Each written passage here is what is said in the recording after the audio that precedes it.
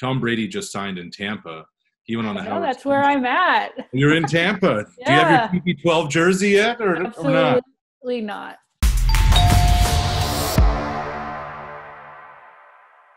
Well, she is a Canadian sports living legend. She requires no introduction. You know the name, you know the resume. Christine Sinclair is here on Sportsnet. Christine, let's begin with the same question I asked family and friends. How are you staying sane through all of this? Yeah, I don't know. No, I mean, I'm actually in Florida right now. The national team, we came back from France, and I stopped in Florida to pick up my dog, only to find out we had 2 weeks of quarantine to go through. Sure. Because France was a level 3 country. And since then, my club season has been postponed in Portland, and so I've stayed here. So I think I've stayed sane because of the weather. It's actually helped a lot. So what are you doing in quarantine? The first little bit, are you watching shows? You binging shows? What else are you getting into? I definitely binge watched a few series.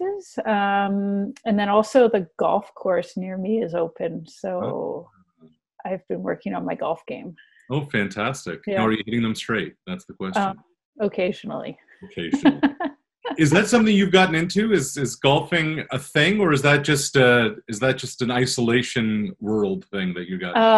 No, I mean, I've golfed ever since being a little kid with my parents. I've never golfed so much in my life, though, as I have in the past 6 weeks. It's just something I've always done. What would your handicap be nowadays? I don't know. I'm not good enough to actually keep track of that. Gotcha. Yeah. Gotcha. Christine, on the sports front, a lot of old games continue to be re-aired. Is that something you're into at all, watching replays of some of the classic games from years ago? Not at all. I haven't. I desperately miss sports. I miss getting up on the weekends and turning on the Premier League, but I can't watch a game that I know the score to, that took place 5 years ago or something. But I am starting to watch the Chicago Bulls, The Last Dance. So yes. I'm excited about that. Yeah, I got into that. I gave in. I wanted to binge it myself, but I watched the first 2 episodes, and you got some real glimpses there of the stories that people have told over the years of what MJ was like in practice. Not just intense, but getting in guys' faces when they were making mistakes. He wasn't afraid to ruffle feathers, even with vets. Right. We never really get to see what soccer practices are like. They're not open to the public or media. If we were granted access to a training session of a team captained by you, how do you go about it when it comes to leading? I'm definitely not like Michael Jordan. I don't get in people's faces. I think none of my teams that I've ever been on have operated that way. I'm definitely the leader by example. I'll put in the work. And then both the national team and the Portland Thorns that I play on, it's all about a growth mindset. A lot of small discussions happening, just trying to get better. I mean, it's such a team sport. I mean, basketball, it's a team sport, but one individual can just dominate a game. Whereas in soccer, it is truly a team sport, tactics, working with each other. So you have to sort of come together and figure things out. You mentioned growth mindset. How much of it as a leader is getting to know each teammate, each player personally, just to know how to connect with them to try and get them to understand and learn and get better? I think that's part of it. The connection off the field definitely strengthens your bond on the field. I think back to the 2012 London team. We weren't the most skilled bunch, but man, we would fight for each other. Right. Until the very end. And I think that's because of the bonds we created off the field. We'd grown up together on the national team. Yeah, that was definitely a story of one of those, maybe not as talented a team succeeding.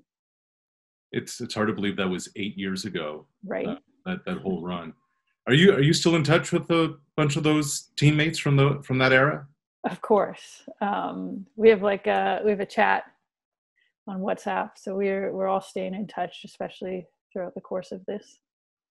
They're all moms now, man. That's what it seems like, Christine. Not all of them. I mean, a few Right. of them are. Yeah, a few of Yes. them are. Yeah, they're definitely, definitely some small children running around I hear you. now. What's the game for you? If you could go back and be in it again, to play in it again, what would be the game that you would love to relive as a player on the pitch again? Like, can I change the result though? Yeah, I think I know which game you're talking about. No, I'm going to surprise you. I'm going Okay. to say quarterfinals World Cup, England, BC Place. We Okay. lost On in home the World soil Cup. Yeah, in 15. in Vancouver. Like, that one hurt. Yeah. Yeah. If you could go back then, what would you change differently, do you think, that you believe would alter the result? No, it's a game that very evenly played. It's one that we've like studied, and it came down to a couple individual mistakes, which so often it does in big Yeah. tournaments. So yeah, just you'd love to see those not happen in the quarterfinals of the World Cup, but I mean overall it was an okay experience. Not many people get to play a few World Cup games in their home stadium. Yeah. Last week, Christine, we did a watch party for the Blue Jays playoff game, the bat flip game, and Jose Bautista joined us for it. And he said that moment of euphoria, hitting that home run, he said he blacked out. He doesn't remember throwing the bat. He doesn't remember going around the bases, the celebration after. Have you ever been in that zone where it's so euphoric that you absolutely forget what's happened? Yeah, for sure. I mean, I think What's as that like? well, I think of the World Cup, like our opening game against China and scoring the penalty shot in like the 90th minute. I don't know why I ran to John and like gave him a big hug, and the 90th minute, why am I sprinting 80 yards to go celebrate with our coach? Right. Yeah, you lose all thought. You're just living truly in the moment, and yeah, that extreme joy. Yeah, it's pretty special. You mentioned you're missing sports. The NFL draft goes tonight. I think any sports fan is just craving anything tangible.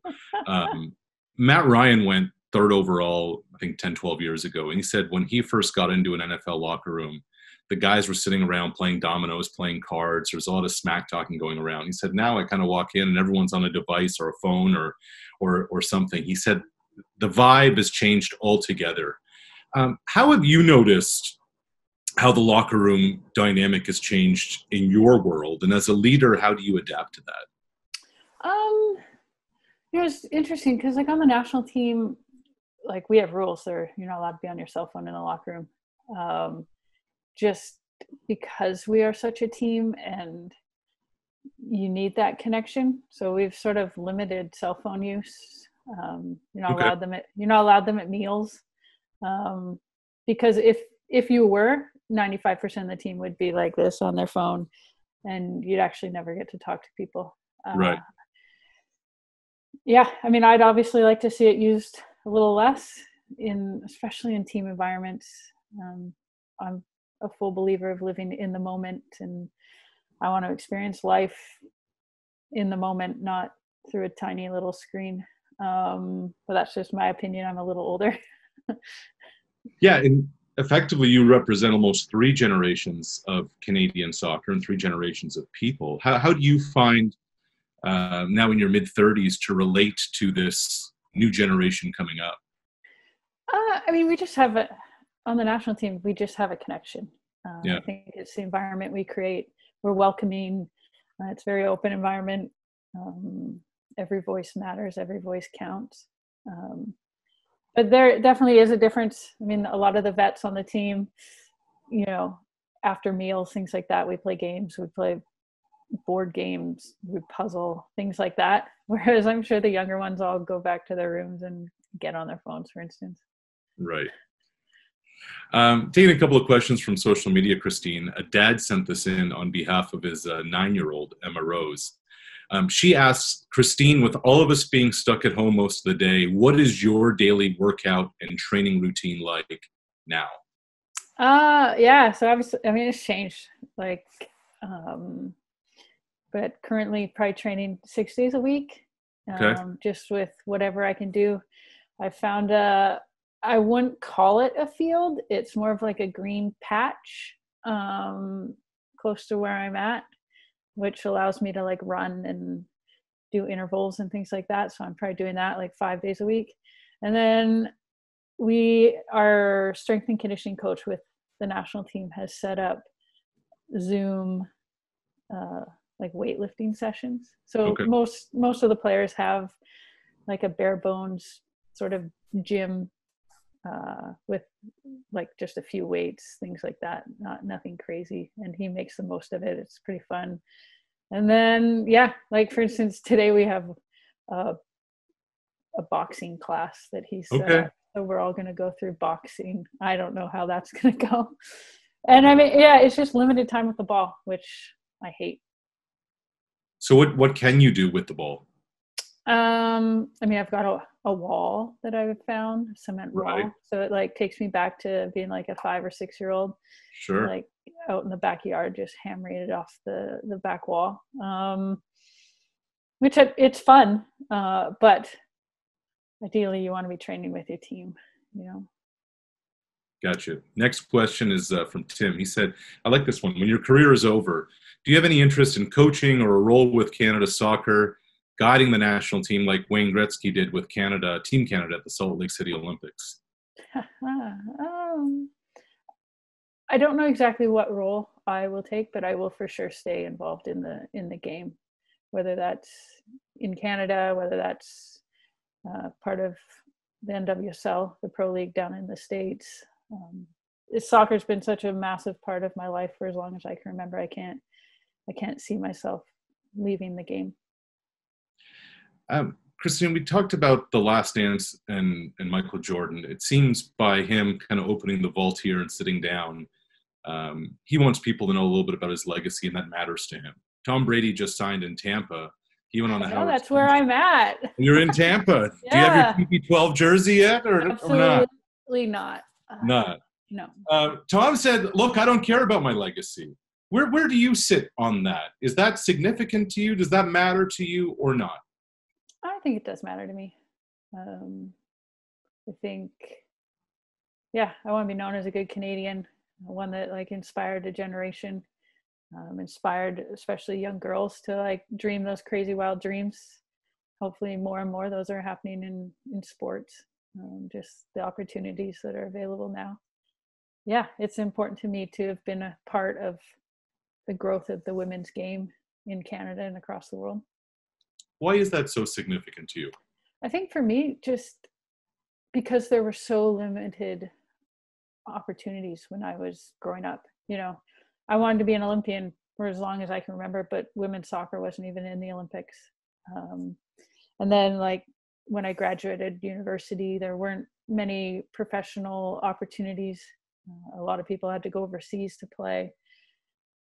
Yeah, it's just to truly help change a sport. It's pretty special. Was that 5 or 6 year old Christine Sinclair kicking that ball against the wall, pretending to be somebody? Did she have? No. Idol? No. I mean, I was growing up to be Roberto Alomar. So Right. In terms of soccer, that was just a family sport. I mean, I had uncles that played professionally. But obviously in terms of like the women's game, there pretty much wasn't anything. There was, as I got older, there was Mia Hamm, and that was about it. That was about it. You were involved in a Team Canada initiative that's really starting to gain some steam on social media. Tell us a little bit about it. Yeah, it's just started with the Canadian Olympic Committee, and it's like we are all Team Canada, and it's just an opportunity for Canadians to be creative, make a sign, post it in your window or on your door, just showing support to the frontline workers, just showing support to your neighbors that we're all in this together and that we'll get through it together. Tokyo 2020 now looks to be Tokyo 2021. Yeah. What do you make of all this, man? I mean, like, it was a wild 24 hours when like the COC decided to not send a team to the Olympics. Because that was 24 hours where you're like, well, are there going to be Olympics and we're not going? It was obviously the right call by the COC. It was just a little shock to wake up to one morning. And then the next day to find out that the Olympics were actually being postponed. I think it's 100% the right call. I think like some 50% of the athletes hadn't even qualified yet. And how are they supposed to do that in a safe manner? And then for me personally, I didn't want to be preparing for an Olympics like on my deck or on a grass patch down the road. You want to be at your absolute best on those like pinnacle moments. And now we've got another year to get better. And you and the team will get exactly that chance next summer. Christine, as always, we appreciate the time. Thanks for joining us. Thanks for having me.